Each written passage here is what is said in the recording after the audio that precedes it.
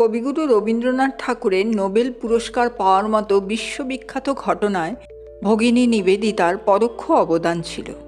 ভগিনী নিবেদিতা সর্বপ্রথম রবীন্দ্রনাথ ঠাকুরের 3টি ছোট গল্প কাবুলিওয়ালা, দেনা পাওনা ও ছুটি ইংরেজিতে অনুবাদ করেছিলেন। এর মধ্যে ছুটি ও দেনা পাওনার অনুবাদ কোথায় হারিয়ে যায়। ভগিনী নিবেদিতার মৃত্যুর 12 বছর পর কাবুলিওয়ালা প্রকাশিত হয় কলকাতার মডার্ন রিভিউ পত্রিকায়। রবীন্দ্রনাথের পরিচিত ইংরেজ চিত্রকার ও লেখক উইলিয়াম রথেনস্টাইন এটি দেখেন এবং মুগ্ধ হয়ে যান। তাঁরই উৎসাহে রবীন্দ্রনাথ ঠাকুর 1912 সালে ইংল্যান্ডে তাকে তার কিছু কবিতার অনুবাদ দিয়েছিলেন।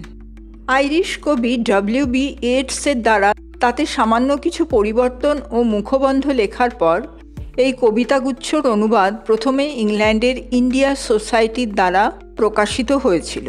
তারপর রথেনস্টাইনের অনুরোধে ম্যাকমিলান কোম্পানি গীতাঞ্জলি বা সং অফারিংস নামে রবীন্দ্রনাথ ঠাকুরের এই বই প্রকাশ করে। 1913 সালে গীতাঞ্জলি বা সং অফারিংসের জন্য রবীন্দ্রনাথ ঠাকুর নোবেল পুরস্কার পান।